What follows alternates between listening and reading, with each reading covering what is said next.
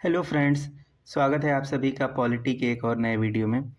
दोस्तों, जैसा कि हमने पिछले वीडियो में फाइनेंस कमीशन के बारे में उसका कॉन्स्टिट्यूशनल क्या थ्योरी है, क्या स्टेटस है, उससे उससे रिलेटेड जानकारी हमने देखी थी। उसके बारे में हमने पढ़ा था कि उससे रिलेटेड यूपीएससी क्या-क्या क्वेश्चन पूछ सकता है। उसके अपॉइंटमेंट से लेकर के कंपोजिशन से लेकर के हर पहलू को हमने देखा था। तो जैसा कि आपको पता है कि अभी रिसेंट में ही बजट के साथ 16th फाइनेंस कमीशन की रिपोर्ट आई है। तो अब उस टॉपिक के साथ ही हम इस 16th फाइनेंस कमीशन के रिपोर्ट को देखेंगे। फ्रेंड्स, ये रिपोर्ट आपके लिए बहुत ही इंपॉर्टेंट है यूपीएससी प्रीलिम्स के पर्सपेक्टिव से, और साथ ही साथ अदर स्टेट पीसीएस का कोई भी एग्ज़ाम आप दे रहे हैं उससे भी रिलेटेड ये काफ़ी इंपॉर्टेंट है। और साथ ही साथ आप जो अभी यूपी पीसीएस का मेंस होने वाला है मार्च में, उससे रिलेटेड भी ये रिपोर्ट काफ़ी इंपॉर्टेंट है। तो आज हम इस रिपोर्ट में क्या-क्या चीज़ें कही गई हैं, क्या-क्या मेजर चेंजेस किए गए हैं, उन सब के बारे में डिटेल से बात करेंगे। और यूपीएससी उनसे कैसे क्वेश्चन बना करके आपको अपने ट्रैप में फंसा सकता है, वो सारी चीज़ें हम देखेंगे। और साथ ही साथ हमने इस वीडियो में ये कोशिश की है कि जितनी भी चीज़ें हम एक्सप्लेन करें, तो वो हम लोग एमसीक्यू के फॉर्म में देखेंगे, क्योंकि एग्ज़ाम में जब आप एमसीक्यू को देखते हैं तब जा कर के आप वहाँ पे क्वेश्चन में आपको डाउट होता है और वहाँ पे फँसते हैं आप। तो अगर हम सिर्फ़ चीज़ें ऐसे ही नॉर्मली पढ़ लेंगे तो हमें उतने आसानी से चीज़ें समझ में नहीं आएँगी। इसलिए एमसीक्यू के फॉर्म में देखने पे चीज़ें जल्दी आसानी से समझ में आती हैं, और साथ ही साथ उसको रिटेन करना काफ़ी आसान होता है। तो चलिए बिना देर करते हुए इस वीडियो को स्टार्ट करते हैं। मेरी आप सबसे एक ही गुज़ारिश रहेगी कि आप जब इस वीडियो को देखें तो अपने साथ पेन और पेपर लेके ज़रूर बैठें, क्योंकि हर एक चीज़ स्लाइड में एक्सप्लेन नहीं की जा सकती या उसको लिखी नहीं जा सकती। तो बहुत सारी चीज़ें जो मैं यहाँ पे बताऊँगा उसको आप नोट करते हुए चलें, क्योंकि बहुत सारे कॉन्सेप्ट्स हैं जिसमें यूपीएससी आपको ट्रैप कर सकता है। तो चलिए वीडियो स्टार्ट करते हैं। आप देख रहे हैं think polity UPSC, where we focus on how UPSC test polity. तो दोस्तों, ये कुछ इंपॉर्टेंट फैक्ट्स इसमें यहाँ पर दिए हुए हैं फाइनेंस कमीशन से रिलेटेड। ये फैक्ट्स मैंने जनरली इसलिए इस स्लाइड में डाल दिया है क्योंकि यूपीएससी कभी-कभी आपको स्टेटमेंट के बीच में कोई एक ऐसा फैक्ट डाल देता है जो आदमी को पता नहीं होता है। तो इसलिए कुछ ऐसे इंपॉर्टेंट फैक्ट्स हैं जो मैंने यहाँ पे लिखे हैं। जैसे फर्स्ट फाइनेंस कमीशन 1951 में बना था और इसके चेयरमैन आपके केसी नियोगी थे। और हाल-फिलहाल में जितने फाइनेंस कमीशन बने हैं 13 से लेकर के 16 तक, ये स्टेट पीसीएस में खासकर बहुत ही इंपॉर्टेंट होते हैं। मैच द फॉलोइंग क्वेश्चन में आ जाता है। बट यूपीएससी में ऐसा क्वेश्चन आ सकता है, इसमें कोई दो राय नहीं है। तो आप देखिए, जो 16th फाइनेंस कमीशन जो लेटेस्ट है उस चेयरमैन हैं श्री अरविंद पनगड़िया जी। इसके पहले 15th के एनके सिंह जी थे, और उसके पहले वाईवी रेड्डी थे, और 13th के आपके विजय केलकर जी थे। तो ये तो कुछ इंपॉर्टेंट फैक्ट्स की बातें हो गई। अब हम देखते हैं जो हमारा 16th फाइनेंस कमीशन है उसमें क्या की रिकमेंडेशंस दी गई हैं। दोस्तों, एक बात यहाँ पे ध्यान रखिएगा, हम लोग सिर्फ इसमें मेजर चेंजेस जो हैं और जो की रिकमेंडेशंस है वो देखेंगे। बहुत ही ज़्यादा हम लोग फैक्ट पे नहीं जाएँगे, लेकिन हाँ, वो फैक्ट ज़रूर देखेंगे जो हमारे पेपर के रिलेटेड एग्ज़ाम में इम्पॉर्टेंट हो सकता है। तो सबसे पहले देखते हैं वर्टिकल डिवोल्यूशन के रिलेटेड फाइनेंस कमीशन ने क्या बोला है। जैसा कि आप जानते हैं वर्टिकल डिवोल्यूशन का क्या मतलब होता है। वर्टिकल का डिवोल्यूशन का मतलब होता है कि सेंटर अपने टैक्सेस जो उसको कलेक्ट कर रहा है, सेंटर के जो टैक्सेस हैं उसमें से स्टेट्स को कितना मिलेगा, स्टेट्स को क्या शेयर जाएगा, उसको हम लोग वर्टिकल डिवोल्यूशन बोलते हैं। तो 16th फाइनेंस कमीशन ने रिकमेंड किया है 41% ऑफ सेंट्रल टैक्सेस, जो कि 15th फाइनेंस कमीशन में भी यही था, इतना ही था कि इस सेंटर अपने टैक्सेस से 41% टैक्स जो होगा वो स्टेट्स को देगा। अच्छा, ये 41% टैक्स वो टैक्स है जिसमें से जो cost of collection cess and surcharges इसमें नहीं जुड़े होते हैं। कॉस्ट ऑफ कलेक्शन का मतलब ये है कि जो भी टैक्सेस आए हैं उसमें जितना कलेक्शन करने का कॉस्ट लगा है उसको गवर्नमेंट क्या करती है, सब्ट्रैक्ट कर देती है, माइनस कर देती है, और सेस और सरचार्जेस जो हैं उसको भी हटा करके फिर जो फाइनल डिविजिबल पूल बनता है उसको वो क्या करती है, शेयर करती है स्टेट्स के साथ। तो ये है कि 41% इसमें जो है स्टेट्स को देना है। अब देखते हैं हॉरिजॉन्टल डिवोल्यूशन। ये बहुत ही इंपॉर्टेंट स्लाइड है। इसका ये जो टेबल है इसी में से कई सारे क्वेश्चन यूपीएससी बना सकता है। सबसे पहले तो क्या क्या क्राइटेरिया है जिसके बेसिस पे हॉरिजॉन्टल डिवोल्यूशन होगा।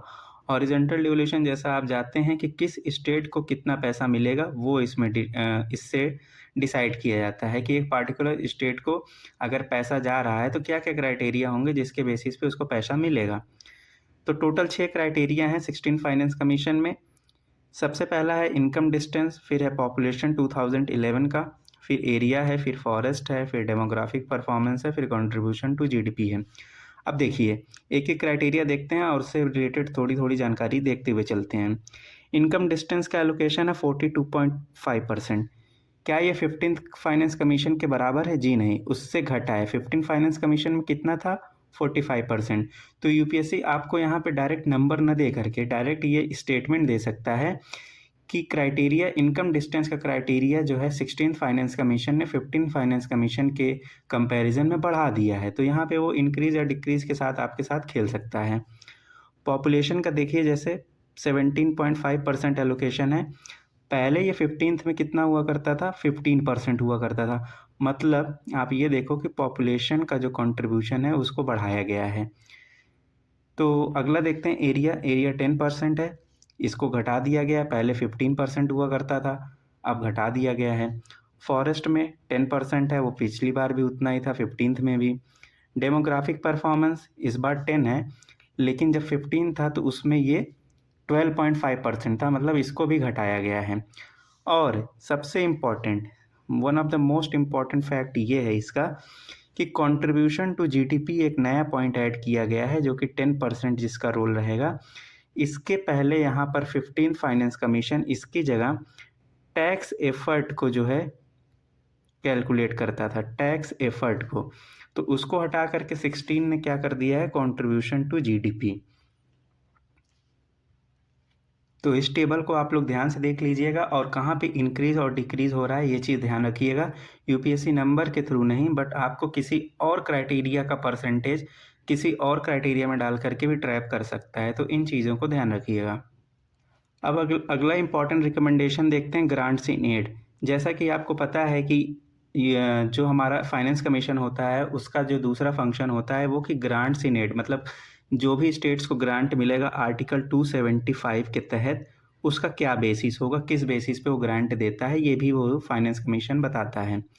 तो जो 16th फाइनेंस कमीशन है उसने टोटल 9.47 लाख करोड़ का ग्रांट्स बताया है, जिसमें 2 टाइप्स के ग्रांट्स की बात की गई है। एक है लोकल बॉडी ग्रांट और दूसरा है disaster management grant. Local body जो ग्रांट्स है इसमें रूरल और अर्बन लोकल बॉडीज दोनों कंबाइंड हैं और ये कंबाइंड 8 लाख करोड़ के आसपास है। और ध्यान रखिएगा इसमें जो डिवीज़न अगर आप देखेंगे इस 8 लाख करोड़ में, तो रूरल का जो है वो 60% है और जो अर्बन है उसका 40% है। तो इस रेशियो में ये ग्रांट रूरल और अर्बन में डिवाइड है। डिजास्टर मैनेजमेंट की बात करेंगे तो लगभग 2 लाख करोड़ का है और जो शेयर है वो 90:10 हिली और नॉर्थ ईस्ट रीजन में है और अदर्स में 75:25 रेशियो है। कुछ और रिकमेंडेशंस हैं। ये रिकमेंडेशंस आपके एग्ज़ाम पॉइंट ऑफ व्यू से बहुत ही इंपॉर्टेंट हैं, क्योंकि इसको फिजिकल डिसिप्लिन के रूप में यूपीएससी आपसे पूछ सकता है। जैसे कहा गया है कि फिजिकल डेफिसिट को घटाना है 3.5% ऑफ द जीडीपी बाय 2030-2031। और ये किसका है? ये सेंटर का है। सेंटर को अपना फिजिकल डेफिसिट 3.5% तक ले आना है 2030-31 तक। वहीं पर स्टेट को क्या करना है? स्टेट का जो एनुअल फिजिकल डेफिसिट है वो 3% ऑफ जीएसडीपी से ज़्यादा नहीं होना चाहिए। मतलब उनका जितना भी ग्रॉस स्टेट डोमेस्टिक प्रोडक्ट है उसका 3% ही उनका फिजिकल डेफिसिट होना चाहिए और 2030-31 तक सेंटर का 3.5% होना चाहिए। ध्यान रखिएगा इसमें यूपीएससी ट्रैप ये कर सकता है कि स्टेट का जो परसेंटेज है जीडीपी का उसको सेंटर में डाल करके या सेंटर का स्टेट में डाल करके आपको कंफ्यूज कर सकता है, तो इस बात का ध्यान रखिएगा। इसके अलावा कुछ और मेजर रिकमेंडेशंस हैं, जैसे ऑफ बजट बोरोइंग जो है उसको स्ट्रिक्टली डिसकंटिन्यू करने की बात की गई। देखिए अक्सर होता क्या है कि चूँकि स्टेट गवर्नमेंट क्या होती हैं, ये बहुत ही फ्रीबीज पे आजकल डिपेंडेंट हो गई हैं और ये बहुत ही अमान्य रूप से पैसे को खर्च करती हैं और वो भी किससे? लोन लेकर के वो पैसे खर्च करती हैं, बांटती हैं। तो ऐसे केस में क्या होता है, उनका जो फिजिकल डेफिसिट होता है वो तो बढ़ता ही बढ़ता है, साथ ही साथ उनका जीडीपी टू डेट रेशियो है वो भी काफ़ी हाई हो जाता है। तो ऐसे जैसे आप देखे होंगे कि केरला और पंजाब के साथ ये केस था कि उनके पास पैसा ही नहीं बचा था देने के लिए सैलरी वगैरह। तो ऐसे चीज़ों को काउंटर करने के लिए उस फाइनेंस कमीशन ने बोला है कि ऑफ बजट बोरोइंग को आप स्ट्रिक्टली प्रोहिबिट कीजिए। साथ ही साथ कंबाइंड डेट जो सेंटर और स्टेट का होगा, सेंटर और स्टेट का जो कंबाइंड डेट है वो अभी देखिए 26-27 में जो 77.3% है उसको हमको घटाना है 73.1% 2030-31 तक। तो इतना डेट दोनों का कंबाइन होना चाहिए 73.1% 2030 तक। इसके अलावा जो डिस्ट्रीब्यूशन कंपनीज़ है पावर की, उनको क्या करना है, प्राइवेटाइज़ करना है, क्योंकि जो आप जानते हैं पावर जो डिस्कॉम्स हैं वो आज से नहीं कई दशकों से जो हैं वो डिस्कॉम जो हैं हमेशा लॉस में चल रही हैं, उनको घाटा हो रहा है। तो ऐसे केसेस में उनकी इफ़िशियंसी को बढ़ाने के लिए बोला गया है कि उनको प्राइवेटाइज़ कीजिए। इसके साथ-साथ सब्सिडी एक्सपेंडिचर को रेशनलाइज़ कीजिए, मतलब किसी भी जैसे होता है कि भाई हम सभी महिलाओं को 2-2 हज़ार रुपया 3-3 हज़ार रुपया दे रहे हैं, तो ये सारी चीज़ें बंद कीजिए। क्लियर एक्सक्लूज़न क्राइटेरिया डालिए कि किसको मिलेगा, किसको नहीं मिलेगा, ये चीज़ें क्लियर होनी चाहिए। इसके साथ-साथ जो 308 inactive state public sector enterprises हैं, इनएक्टिव हैं, चल नहीं रही हैं, लेकिन उस पे पैसा खर्च हो रहा है, उनको या फिर रिव्यू कीजिए, कैबिनेट में उनको रिव्यू कीजिए कि उनको क्या कैसे आप रिवाइव कर सकते हो। अगर रिवाइव नहीं कर रहे हो तो उसको क्लोज़ करो। तो ये सारी चीज़ें रिकमेंडेशन जो हैं फाइनेंस कमीशन ने दी हैं। तो दोस्तों हमने मेजर जो रिकमेंडेशन 16th फाइनेंस कमीशन ने दी हैं वो हमने देख ली, लेकिन इन सब से क्वेश्चन आए तो अच्छी बात है, 1-2 क्वेश्चन आ सकते हैं, लेकिन इनके अलावा जो इस रिपोर्ट के अंदर जो बहुत सी बातें कही गई हैं उनसे रिलेटेड यूपीएससी क्वेश्चन बनाएगा और उन सब चीज़ों को हम लोग एमसीक्यू के फॉर्म में देखेंगे। तो आप लोग से निवेदन है कि ये एमसीक्यू ऐसा देखिएगा, मैं इसको पढ़ रहा हूँ, आप लोग वीडियो पॉज़ करके इसका आंसर मार्क करने की कोशिश कीजिएगा अगर आपने फाइनेंस कमीशन पढ़ लिया है तो। और अगर आप कोई चीज़ गलत कर रहे हैं तो आप लोग उसको प्लीज़ नोट कीजिएगा, क्योंकि ये आपके एग्ज़ाम के लिए हेल्पफुल है।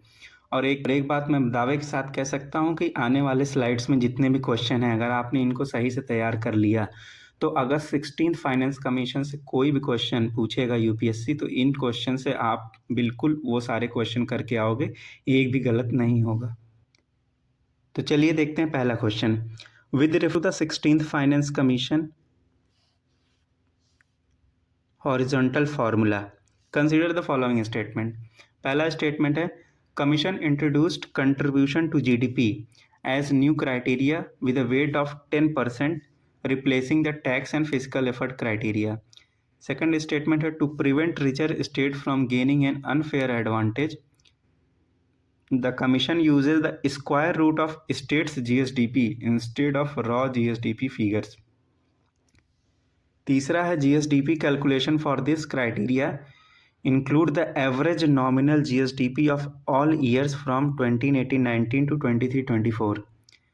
और लास्ट है, the weightage for income distance was reduced to 42.5% to accommodate new efficiency linked parameters। तो दोस्तों देखिए ये आपका उसी टेबल से रिलेटेड क्वेश्चन है।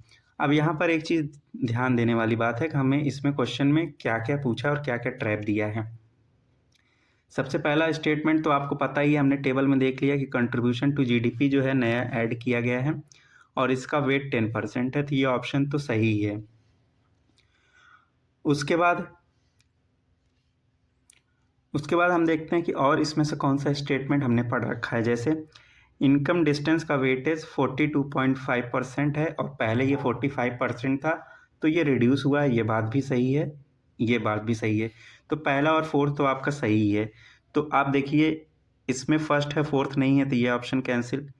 बी में सेकंड है लेकिन फर्स्ट नहीं है, तो ये भी कैंसिल। मतलब आपके पास दो ऑप्शन बच गए हैं, 1 2 4 और 1 3 4। अब देखते हैं हम लोग एक 1 by 1।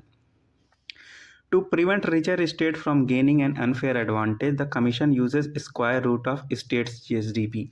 ये बात बिल्कुल सही है, इसलिए सही है।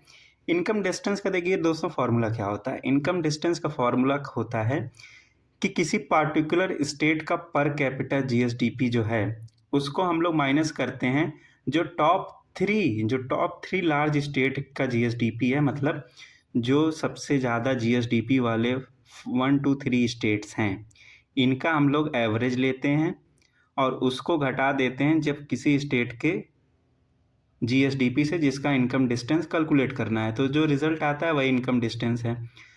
तो होता क्या है कि एडवांटेज रिचर स्टेट न ले लें इसके, इसीलिए उसका फाइनेंस कमीशन ने क्या किया है, उसका स्क्वायर रूट कर दिया है।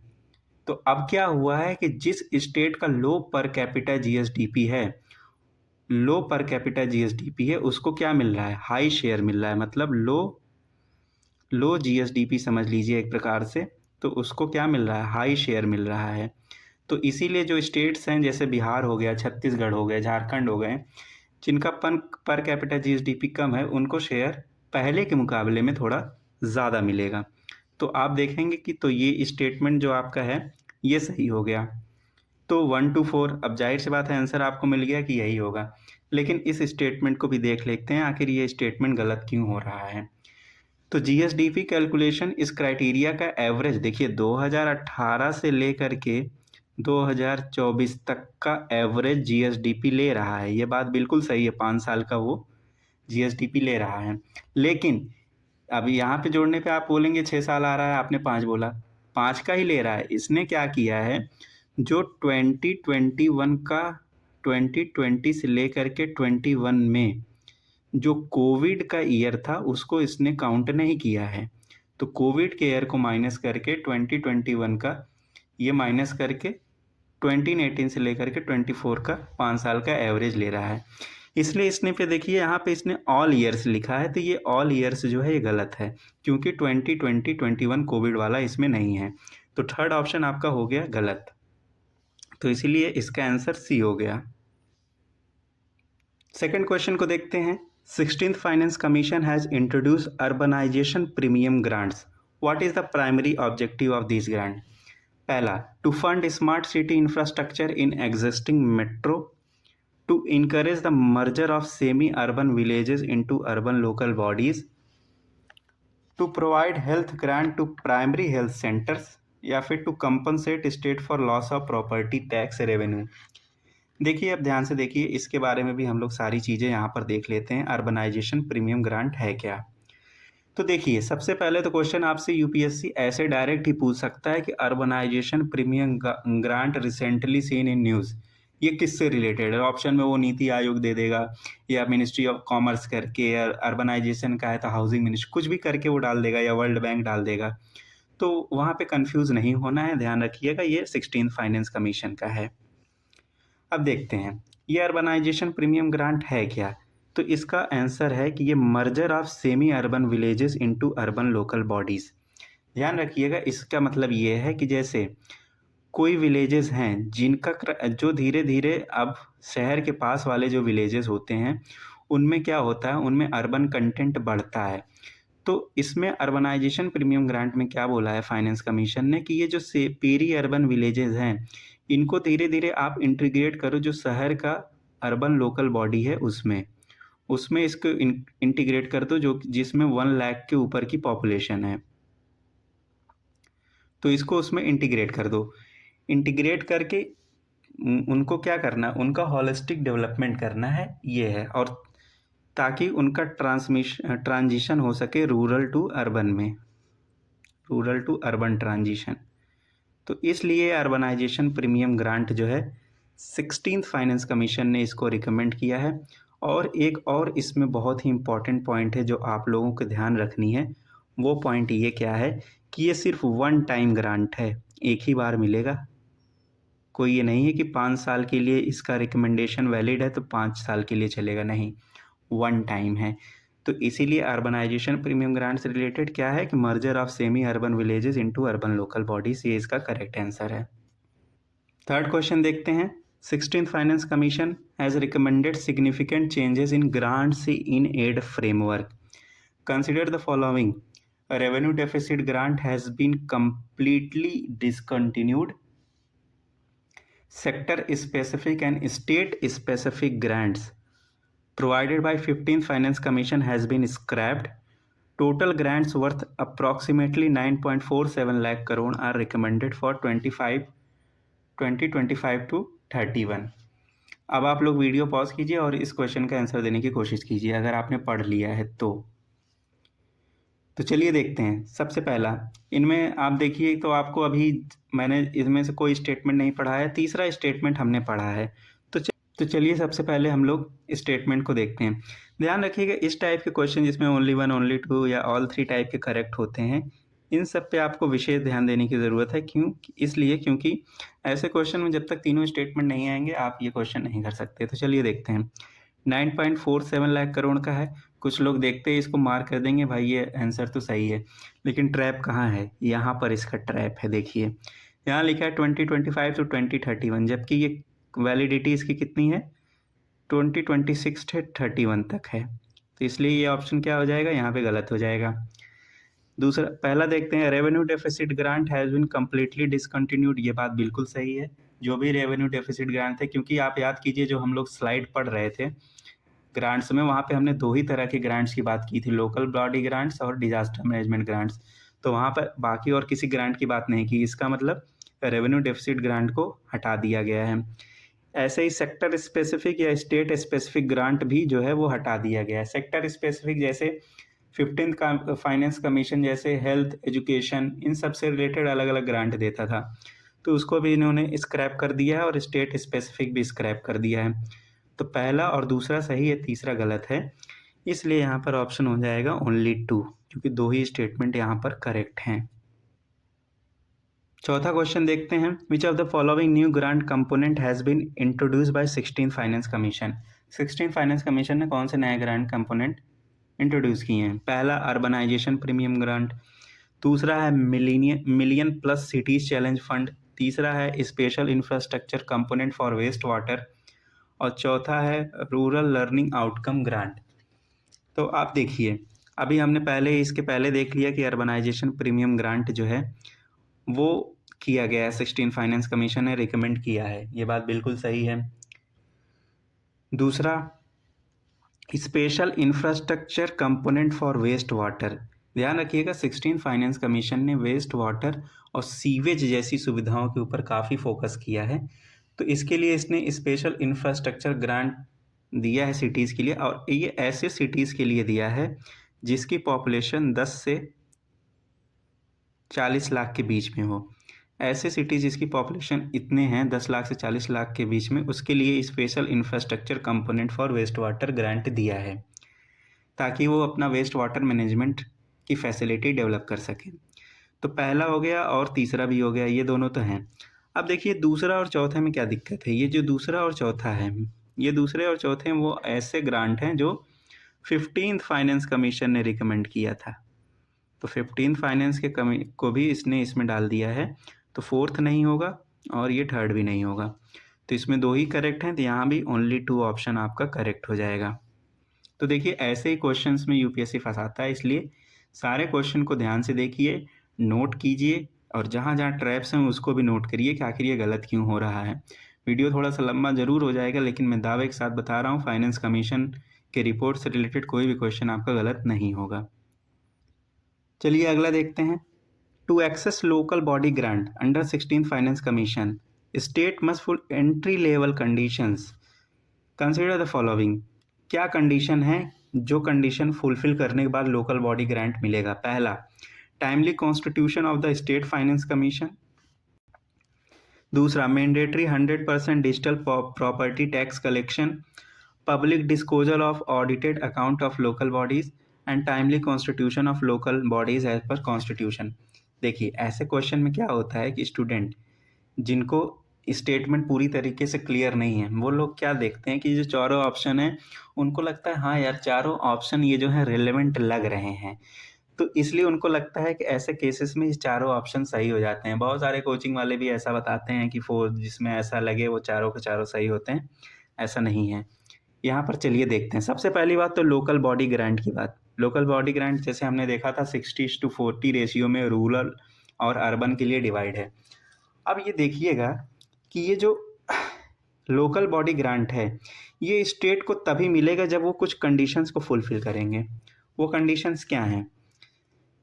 तो timely constitution of state finance commission, क्या ये है? बिल्कुल है, क्योंकि बहुत सारे स्टेट फाइनेंस कमीशन को कॉन्स्टिट्यूट ही नहीं करते हैं, और स्टेट फाइनेंस कमीशन को कॉन्स्टिट्यूट न करके पंचायत और म्यूनिसिपैलिटीज़ को जो फंड देने होते हैं वो सही तरीके से नहीं देते हैं, इसलिए पहला कंडीशन ये रखा गया है कि ये वाला होना चाहिए।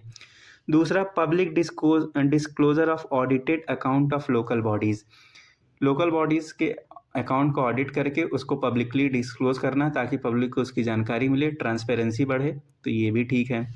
Timely constitution of local bodies as per constitution, ये भी सही है। बहुत से स्टेट्स में क्या है कि लोकल बॉडीज़ का इलेक्शन ही डिले हो रहा है, नहीं कर रहे हैं, तो ऐसे केस के लिए भी उन्होंने रखा है कि ये करेंगे तो आप तभी लोकल बॉडी ग्रांट्स के लिए एलिजिबल होंगे। तो ये 3 कंडीशंस हैं, पहला है, तीसरा है और चौथा है, इसमें दूसरा नहीं है।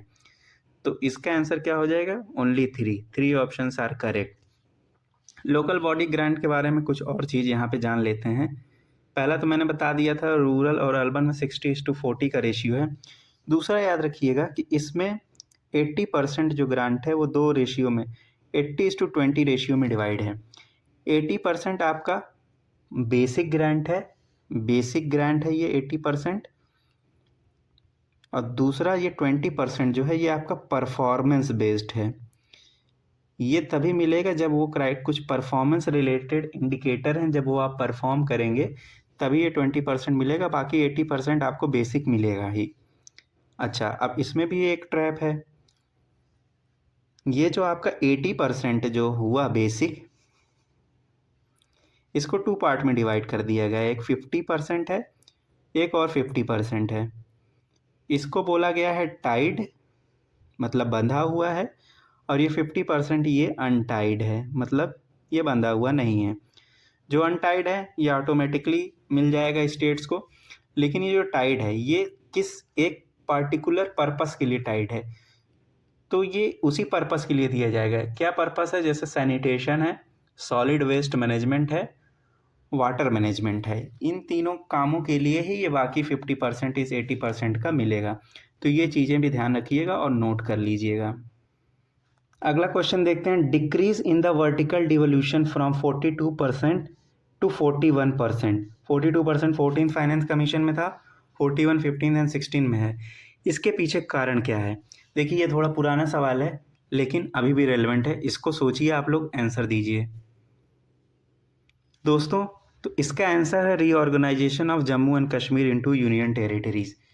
ये इसलिए है, जब जम्मू कश्मीर को यूटी बनाया गया तो 42% से 1% जो उसका था वो स्पेसिफिकली किसके लिए एलोकेट कर दिया गया? जम्मू एंड कश्मीर के लिए। तो इसलिए ये 42 से 41 हुआ है, तो इसका करेक्ट आंसर सी हो गया। अगला क्वेश्चन देखते हैं, ये भी थोड़ा सा बड़ा क्वेश्चन है। Consider the following statement regarding the 16th finance commission recommendation on discoms. Discom से रिलेटेड क्या रिकमेंडेशन है उसके बारे में स्टेटमेंट दी गई है। स्टेटमेंट 1 कहता है कि states can use the special assistant scheme for capital investment to repay existing discom debt। ठीक है, देखते हैं। सेकंड स्टेटमेंट है, access to this assistant is strictly conditional upon the completion of privatization process of discom। Question में पूछ क्या रहा है? विच of the following correct in respect of the above. तो देखते हैं। अब आप देखिए, हमने अभी जब वो रिकमेंडेशन देख रहे थे तो हमें ये चीज़ देख लिया था, प्राइवेटाइजेशन तो करना ही है क्योंकि डिस्काउंट्स बहुत लॉस में है। तो स्टेटमेंट 2 तो कम्प्लीटली एकदम सही है। तो अब जब डिस्कॉम को प्राइवेटाइज किया जा रहा है तो 16 फाइनेंस कमीशन ने क्या किया है कि एक स्पेशल असिस्टेंट स्कीम डिज़ाइन की for capital investment to repay existing discom debt. ये एग्जिस्टिंग जो उनका डेट है, जो लॉस में जो उनका डेट हो गया है, उसको फुलफिल करने के लिए उसने एक ये फंड टाइप का बना दिया। अब इस फंड को आप तभी यूज़ कर सकते हैं जब आप डिस्कॉम को प्राइवेटाइज करेंगे। प्राइवेटाइज जब करेंगे तभी इसको यूज़ कर सकते हैं, वरना ये फंड आपके लिए अवेलेबल नहीं होगा। तो इसलिए स्टेटमेंट 1 भी सही है और स्टेटमेंट 2 भी सही है, और ये इसको क्या कर रहा है? एक्सप्लेन भी कर रहा है। तो ऐसे केस में both statement 1 and 2 are correct and statement 2 नहीं, सॉरी, तो both statement 1 and 2 are correct और स्टेटमेंट 2 एक्सप्लेन्स स्टेटमेंट 1। तो ऑप्शन सी इसका करेक्ट हो जाएगा। अगला क्वेश्चन देखते हैं। Regarding demographic performance in the 16th finance commission consider the following. It rewards state based on their progress in reducing total fertility rate below replacement level. मतलब जो भी स्टेट टीएफआर को एक रिप्लेसमेंट लेवल से नीचे ले आए हैं उनको ये रिवॉर्ड देगा। अगला है population growth data specific specially between 1971 to 2001 कि उसका डेटा ये यूज़ कर रहा है। तीसरा है weightage has been increase to 12.5% to better reward southern state for population control. तो अब देखते हैं, इसको एनालाइज करते हैं। थोड़ा सा ट्रिकी क्वेश्चन है लेकिन बहुत ही हमने पढ़ा है, आसानी है। देखते हैं। सबसे पहले weightage has been increase to 12.5%। हमने अभी उस टेबल में देखा था स्लाइड में कि डेमोग्राफिक परफॉर्मेंस का वेटेज कितना है, 10% है। तो ऑप्शन तो गलत हो गया थर्ड, ये तो हुआ नहीं है। थर्ड देखिए आपका यहाँ से गया, यहाँ से गया, अब बच गया ये ऑप्शन। तो अब देखिए इसमें 2 कॉमन है, तो इसका मतलब 2 तो करेक्ट ही है। हाँ, ये बिल्कुल सही है कि डेमोग्राफिक परफॉर्मेंस के लिए जो 16 फाइनेंस कमीशन ने डेटा लिया है वो 1971 का और 2001 के बीच का लिया है कि उस बीच में पॉपुलेशन का ग्रोथ क्या रहा है। पहला स्टेटमेंट देखते हैं। It rewards state based on their progress in reducing TFR. दोस्तों, ये जो टीएफआर का क्राइटेरिया है ये 16th फाइनेंस कमीशन का नहीं है, बल्कि ये किसका है, ये 15th फाइनेंस कमीशन का डेटा है। तो ये वाला नहीं होगा। 15th फाइनेंस कमीशन ने टीएफआर को अपना बेस बनाया था, 16th ने टीएफआर को न बना करके पॉपुलेशन का ही डेटा उठा लिया 71 से 2001 के बीच का। तो इसका मतलब ऑप्शन जो ये पहला ये भी गलत है, तो ये भी गलत हो गया, तो B only is the correct answer. अब यहाँ पे एक चीज़ ध्यान रखिएगा, इसमें एक कॉन्सेप्चुअल क्वेश्चन वो यूपीएससी ये बना सकता है कि लोअर पॉपुलेशन ग्रोथ जिसका इस टाइम में रहा है 1971 से लेकर के 2011 के बीच में, जिस भी स्टेट का लोअर पॉपुलेशन ग्रोथ रहा है उसको शेयर ज़्यादा मिलेगा। ठीक है, तो लो पॉपुलेशन हाई शेयर, जाहिर सी बात है जो ज़्यादा पॉपुलेशन ग्रोथ होगा उसको कम ही मिलेगा। तो इसका आंसर बी है। 9th क्वेश्चन देखते हैं। ये एक भी बहुत इंपॉर्टेंट क्वेश्चन है, इसमें भी आपको काफ़ी ट्रैप्स मिल सकते हैं। With reference to forest and ecology criteria in the 16th finance commission consider the following statement. The 16th finance commission has increase the weightage of the forest and ecology parameter to 15% from the previous 10% assigned by 15th finance commission. Okay, देखते हैं भाई। Unlike the 15th Finance Commission, which only considered dense and moderately dense forest, the 16th Finance Commission now includes open forest in its calculation. ठीक है, the Commission has introduced a specific reward for the increase in states' forest cover between 2015 and 2023. अब देखते हैं। देखिए, जब हम table पढ़ रहे थे हॉरिजॉन्टल डिवोल्यूशन की, हमने बताया था फॉरेस्ट का क्राइटेरिया 10% 16 में भी है और 10% जो है 15 में भी 10% था और 16 में भी 10% है। यहाँ 15 लिखा है तो ये गलत हो गया पहला। दूसरा देखिए, फाइनेंस कमीशन 15वें ने क्या किया था, dense and moderately dense forest को ही काउंट किया था फॉरेस्ट एंड इकोलॉजी में। लेकिन 16 फाइनेंस कमीशन ने क्या किया है, 16 फाइनेंस कमीशन ने ओपन फॉरेस्ट को भी अपनी कैलकुलेशन में जगह दी है। तो यहाँ से आपको एक सिग्नल मिल रहा है कि अब जो भी प्लांटेशन को यहाँ से बढ़ावा दिया जा रहा है, अगर कोई आदमी प्लांटेशन, कोई स्टेट प्लांटेशन कर रहा है तो उसको वो ओपन फॉरेस्ट में काउंट होगा और ओपन फॉरेस्ट में काउंट होते ही उसको शेयर जो है ज़्यादा मिलेगा इस क्राइटेरिया से। तो ये स्टेटमेंट बिल्कुल सही है। दूसरा, कमीशन ने इंट्रोड्यूस किया है specific reward for increase in state forest cover between 2015 से 23 तक।